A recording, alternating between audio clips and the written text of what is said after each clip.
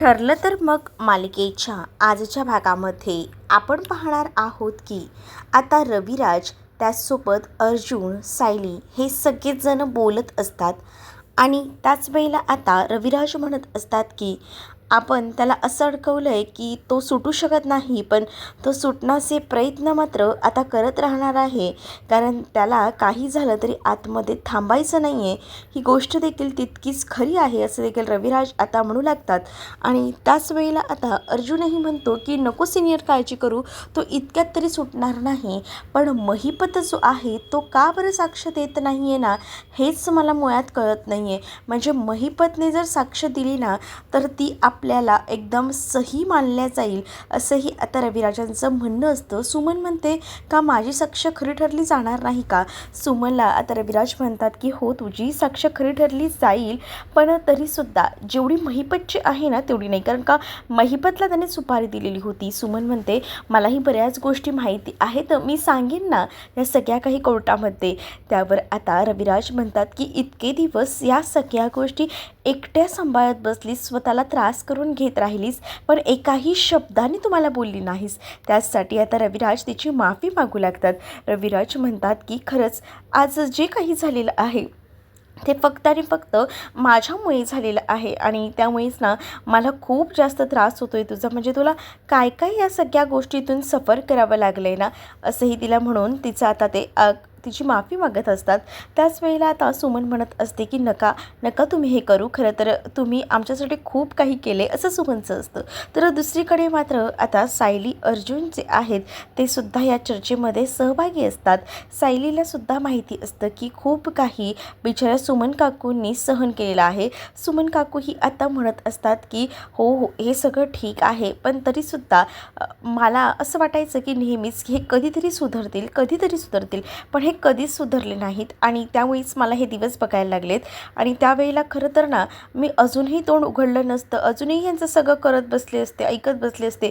पण ज्या वेळेला सायलीने मला पाठिंबा दिला ना त्यावेळेला मी बोलायला शिकले आणि माझ्यामध्ये धाडस आलं, याबद्दलही आता ती म्हणू लागते. आणि जेव्हा या सगळ्या गोष्टी ती बोलत असते तेव्हा मात्र रविराज म्हणतात की पण त्या सगळ्या कठीण प्रसंगात मी नव्हतो तुझी साथ द्यायला, याचं मला खूप जास्त वाईट वाटतं, असं देखील आता ते तिला बोलत असतात आणि तिला शांत करत असतात. दुसरीकडे प्रिया आणि साक्षी भेटायला गेलेले असतात आणि त्याच वेळेला प्रिया ही साक्षीला म्हणत असते की हे सगळं तू काय करून बसली आहेस, काय झालं आहे, तू नेमकं का बोलवलं आहेस. तर प्रियाला साक्षी सांगू लागते की एक प्रॉब्लेम झाला आहे की सायलीने मला बघितलेलं आहे असं डाऊट येतो आहे, कारण मी एका रेस्टॉरंटमध्ये गेली होती, तिथेच सायलीही होती आणि त्यामुळे मला थोडा डाऊट येतो आहे असं आता म्हटलं जातं. त्यावर मात्र प्रिया ही खूप जास्त साक्षीवर भडकलेली असते आणि तुला गरज काही आहे घराच्या बाहेर पडण्याची, असं देखील तिला आता टोमणे मारत बोलत असते. जेव्हा हे सगळं काही ती बोलते ना तेव्हा मात्र साक्षीला आठवतं की आपल्याला अण्णांनी सांगितलेलं आहे की काही झालं तरीसुद्धा विश्वास हा कोणावरच ठेवायचा नाही, अगदी या प्रियावरही नाही. म्हणूनच ती थोडं बाचकळत असते, पण नंतर तिला शेवटी आधार कोणाचा असतो, प्रियाचाच असतो, कारण नागराजही नसतो, त्यामुळे प्रियाशी तिला बोलावंच लागणार असतं.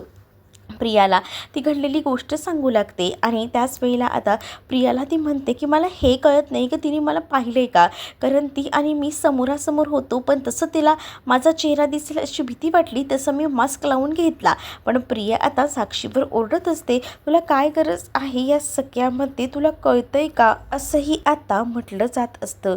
जेव्हा या सगळ्या गोष्टी बोलल्या जातात ना तेव्हा मात्र आता साक्षी शांत असते. साक्षी म्हणते अगं तुला तर त्याचसाठीच तर बोलवलं आहे ना, तू जेव्हा बोलशील तेव्हाच तर या सगळ्या गोष्टी होतील ना, तू जरा बोलून बघ ना, म्हणजे तुलाही समजेल, तूही बघ, जरा लक्ष ठेव सायलीवर, ती काय करते काही नाही, तेव्हाच तर आपल्याला बऱ्याच गोष्टी समजतील, असं देखील आता ती म्हणू लागते. हां हां, त्यालाच मी पडलेली आहे ना सगळ्यांकडे लक्ष द्यायला, आधीही तेच आणि आताही तेच. आणि जेव्हा असं सगळं काही म्हटलं जातं तेव्हा मात्र आता साक्षी म्हणत असते की नाही जमणार आहे का तुला. मग प्रिया म्हणते जमवावं लागणार आहे ना, कारण मला लक्ष ठेवावंच लागणार आहे, मीच तर सुभेदारांच्या घरात राहते. पण अगं तुला मी सांगते, तू बाहेर पडू नको, तुला जे काही हवं ना ते घरी ऑर्डर करत जा, तिथे खात जा. बाहेर जायची काय गरज आहे, तुलाही माहिती आहे पब्लिक प्लेसमध्ये जर कोणी बघितलं तर कितीला पडू शकतं ते.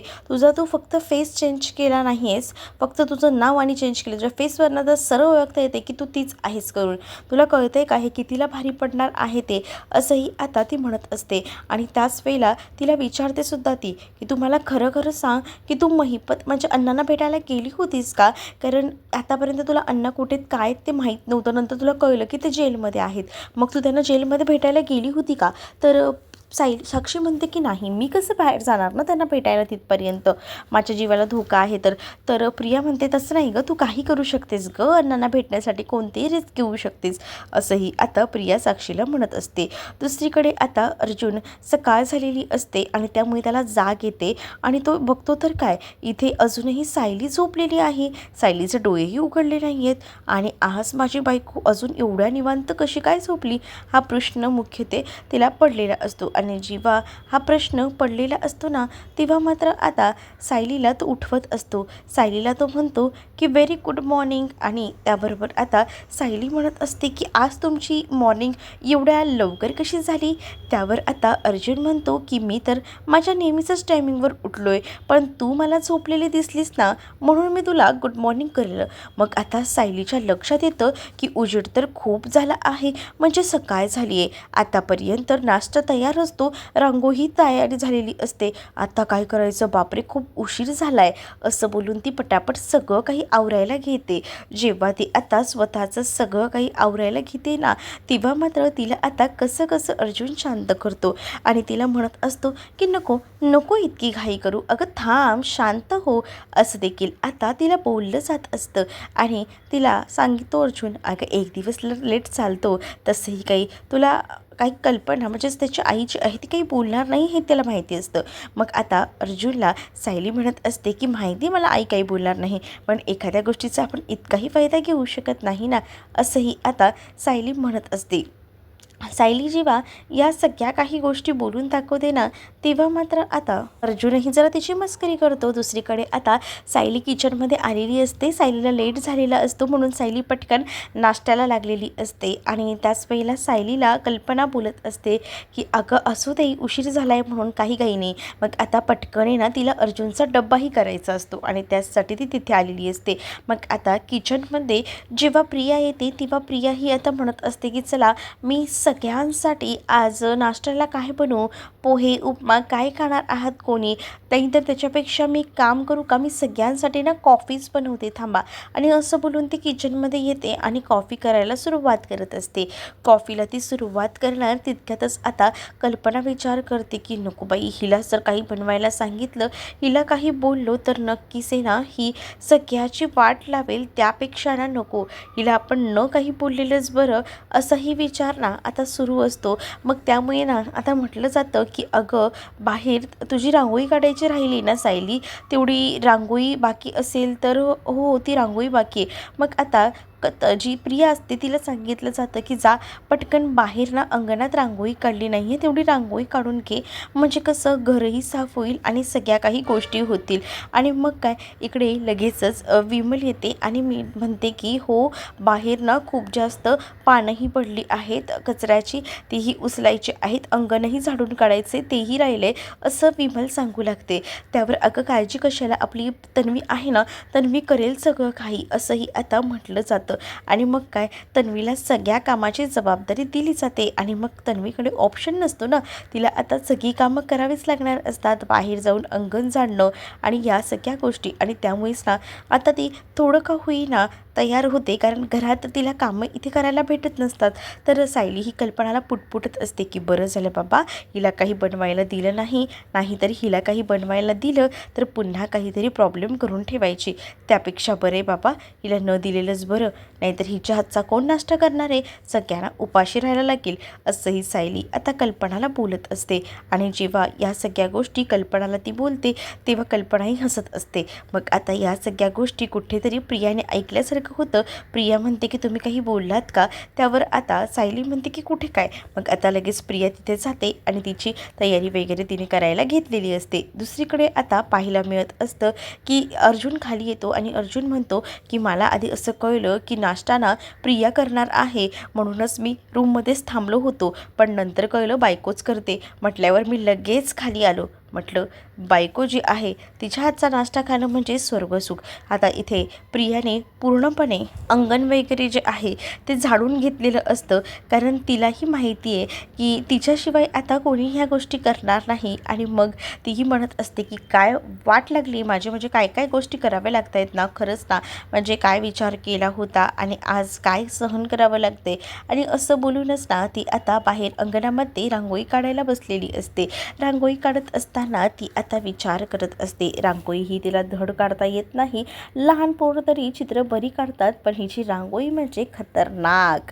आता इथे रांगोळी ती काढत असते आणि तेवढ्यातच ना सायली, अर्जुन आणि कल्पना हे बाहेर येतात आणि त्यावेळेला आता तिची रांगोळी बघत असतात. रांगोळी बघून ना त्यांना आता हसूच येतं.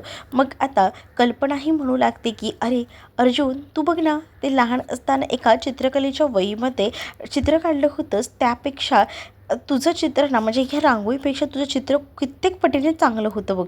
काय ती रांगोळी काढली. मग आता प्रिया म्हणत असते की आई, मला जेवढं जमतं ना तेवढं मी करायचा प्रयत्न करते.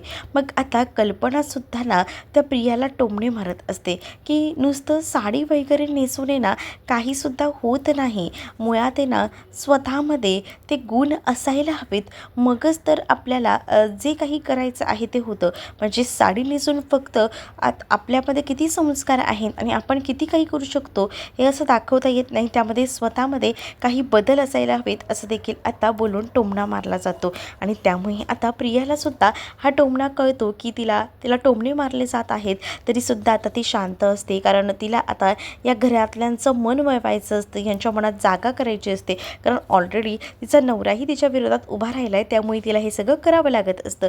नाहीतर तिने या सगळ्या गोष्टी काहीच केल्या नसत्या, तिला गरजच पडली नसती.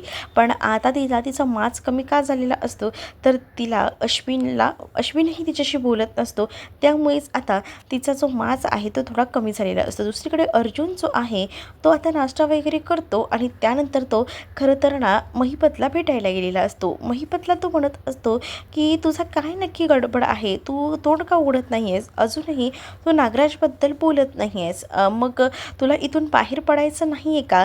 तसं असेल तर मग तुझं वकीलपत्र घेणाऱ्या ज्या वकील होत्या त्यांचं काय, म्हणजे त्या इथपर्यंत येऊन कशा काय पोचल्या? म्हणजे मला या सगळ्यावरनं एक गोष्ट तर कळली की तू इथे राहून कोणालाही कॉल वगैरे केलेला नाही. मग तुझ्यापर्यंत त्या विशाखा ज्या आहेत त्या वकील कशा काय पोचल्या? आणि मुळात त्या आल्या तर आल्यात तुला भेटायला, पण तू त्यांना अजूनही तुझं वकीलपत्र दिलेलं नाही आहेस हेही मला कळलं आहे. त्या वकील म्हणून आल्या होत्या, पण खरं तर त्या कुठून आल्या होत्या याबद्दल त्यांनी कुठेही नोंद केलेली नाही आहे. फक्त त्यांनी त्यांचं नाव टाकलं आहे, पण ॲड्रेस नाही टाकलेला रजिस्टरमध्ये. मग त्यांचा ॲड्रेस तर तुला माहितीच असेल, म्हणजे त्या स्वतःहून तुझ्यापर्यंत चालत आल्यात, याचा अर्थ त्या तुझ्या ओळखीच्याच असतील, ज्यांना तुझ्याबद्दल काळजी आहे. तू त्यांना फोन न करता त्या इथपर्यंत आल्यात, म्हणजे तुला ॲड्रेस पण त्यांचा माहिती असेल. मग आता त्यांचा ॲड्रेस सांगतोयस का तू, का आम्हाला आमच्या परीने शोधायला? खरं तर तो सगळं काही साक्षीच्याबद्दल बोलत असतो, पण त्याला हेही माहीत नसतं की साक्षी जिवंत आहे. पण तो आपला तुक्का मारत असतो की नेमकी ही जी विशाखा वकील आहे ती कोण आहे, हे आता त्याला जाणून घ्यायचं असतं. आणि म्हणूनच तो आता मुद्दामून महिपतची कसून चौकशी करत असतो. महिपतला तो एक प्रश्न विचारत असतो, पण महिपत अजूनही त्याचं तोंड उघडत नसतो. त्याला असं वाटत असतं की महिपतने जर नागराज विरोधात तोंड उघडलं ना तर नागराजला कठोर कारवाई करून आपण शिक्षाही देऊ शकतो. पण आता ते सगळं होत नसतं, कारण का महिपत जो आहे त्याची जी ही बाजू आहे त्याने ती मांडलेलीच नसते. महिपत जर स्वतःची बाजू मांडतच नसेल तर कसं होणार आहे, हा विचारही आता मनामध्ये सारखा येत असतो. अर्जुन त्याला त्याच्या परीने समजवायचा, बोलायचा प्रयत्न करत असतो, पण तरीसुद्धा ना काही केल्या तोंडातनं शब्द महिपतच्या फुटत नसतो. आणि त्यामुळे महिपत जो आहे तो काहीच बोलत नाही, याचा अर्थ हा कसला तरी प्रेशर खाली आहे हे सुद्धा अर्जुनच्या लक्षात आलेलं असतं. आणि म्हणूनच अर्जुन त्या वकिलाबद्दल याबद्दल वकीलपत्र घ्यायचं की नाही याबद्दल तो आता चर्चा करत असतो. पण त्यावेळेला त्याच्या तोंडात ना एकही शब्द बाहेर फुटत नसतो, कारण त्याला कुठेही उल्लेख करायचा नसतो त्या वकील आलेल्या, कारण ती त्याची पोरगी असते आणि त्यामुळेच तो शांत असतो. दुसरीकडे आता प्रिया वैतागलेली असते. प्रिया म्हणत असते की काय करू, सगळ्या बाजूने ना माझं खरंच मरण झालं आहे. कारण मी प्रयत्न करते घरातल्यांच्या मनामध्ये जागा निर्माण करायचा, पण ह्या घरातल्यांना माझं काही पडलेलं नाही आहे. सतत सतत मला ते लोक बोलतात. आणि दुसरीकडे ह्या नागोबा, या नागोबाने जर तोंड उघडलं तर माझं काय होईल. मी आता ही जी सुखानं जगते ना तेही होणार नाही. इकडे तो माझा नवरा, तोही माझं ऐकत नाही आहे. मला खरंच ना काही करायचं कळत नाही आहे. तेवढ्यातच ना अश्विन तिथे येतो. अश्विन तिथे आल्यावर लगेच प्रिया त्याच्या अंगचाटीला जायचा प्रयत्न करते, त्याच्याशी बोलायचा प्रयत्न करते. अरे तू कधी आलास, आज लवकर कसं काय आलास, असं सगळं काही ती बोलून त्याच्याशी नीट गोडी गुलाबीने वागण्याचा प्रयत्न करत असते. पण आता तोही तिच्यावर ओरडतो आणि तिला म्हणत असतो की ही साडी वगैरे नेसून ना काही उपयोग होणार नाही आहे तुझा, कारण मुळात ना तू तुझं वागणंच बदललं नाही आहेस. आणि त्यावेळेला आता प्रिया जी आहे ती म्हणत असते की अश्विन माझं चुकलं येणार आहे, मी सॉरी बोलते येणार आहे, किती वेळा सॉरी बोलू, करणार आहे माफ. आणि तूच जर माझ्यासोबत असं उभा नाही राहिलास ना तर मलाच कसं तरी वाटतं रे, म्हणजे मी हरल्यासारखी वाटते रे मला, असंही आता ती बोलत असते. पण तरी देखील अश्विन जो आहे तो तिला काही केल्या माफ करत नाही, कारण त्याला माहिती की हिला एकदा जर आपण माफ केलं तर ही पुन्हा तसे कट कारस्थान करणार. जोपर्यंत आपण बोलत नाही आहे ना तोपर्यंतच ठीक आहे, हिच्या आटोक्यात आहे, हिला जे काही बोलायचं आहे ती शांततेत आहे. त्यामुळे आपण ना उगाच हिला माफ करायचं नाही असा विचार अश्विनच्या डोक्यामध्ये येत असतो. आणि अश्विन जो आहे तो कसा बसा तिला शांत करायचा प्रयत्न न करता तिकडनं बाहेर जायचा निर्णय घेतो, कारण ना त्याला राग आलेला असतो. काही झालं तरी ही खूप बेकार आहे आणि त्यामुळेच ना आता तो तिकडनं बाहेर पडतो. इकडे सगळीजणं नाश्त्याच्या टेबलवर बसलेली असतात आणि नाश्ता वगैरे त्यांचा काही सुरू असतो. नाश्ता जेव्हा त्यांचा सुरू असतो तेव्हा आता त्यांची चर्चा सुरू असते की कसं काय, कोणी कोणी काय करायचं काय नाही. आणि त्याच वेळेला आता त्यांच्या गप्पा छान रंगलेल्या असतात आणि सायलीही त्यांच्यासोबत असते चर्चा करायला. बस सायलीनं कामही करत असते, कारण सायलीला डबासुद्धा बनवायचा असतो, त्यामुळे सायली दोन्ही कामं एकदम करत असते.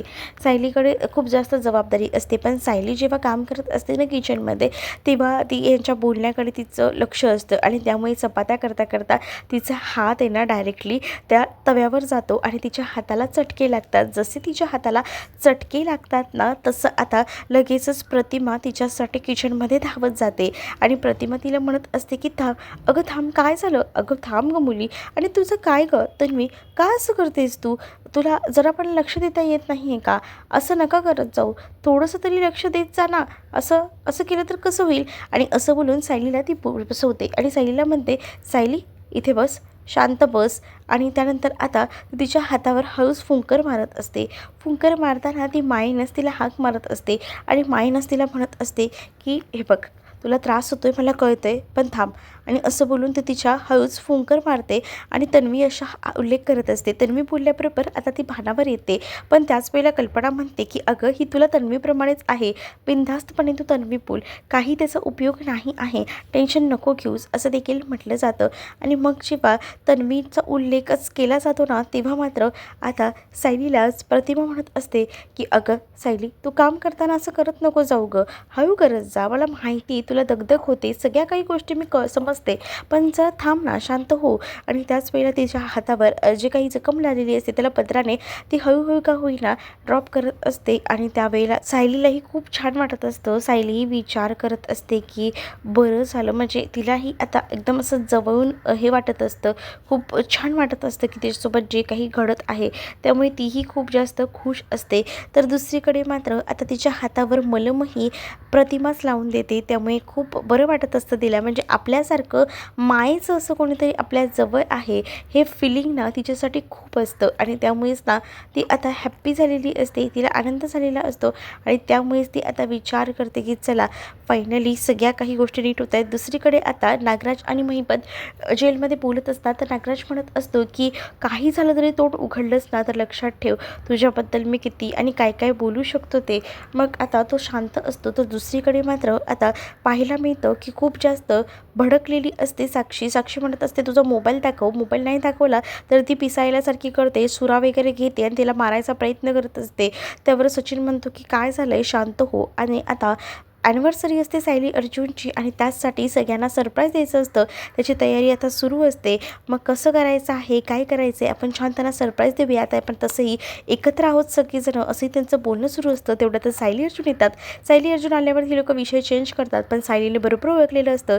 तुम्ही सगळीजणं आमच्या ॲनिव्हर्सरीबद्दल बोलताय ना. तर अस्मिताही म्हणते की हो, तरी तुमची ही तिसरी ॲनिव्हर्सरी असली तरीसुद्धा लग्न झाल्यापासून ही खरी ॲनिव्हर्सरी असणार आहे. त्यामुळे आपण ती ॲनिव्हर्सरी धूमधडाक्यात साजरी करायची असंही म्हटलं जात असतं. त्यामुळे सायली अर्जुन खूप जास्त खुश असतात. तर तुम्हाला हा भाग कसा वाटला हे नक्कीच मला कमेंटमध्ये सांगा आणि अशाच नवनवीन भागांसाठी आपल्या चॅनलला सुद्धा सबस्क्राईब नक्कीच करा. चला तर मग भेटूया पुढच्या भागामध्ये. तोपर्यंत टाटा बाय.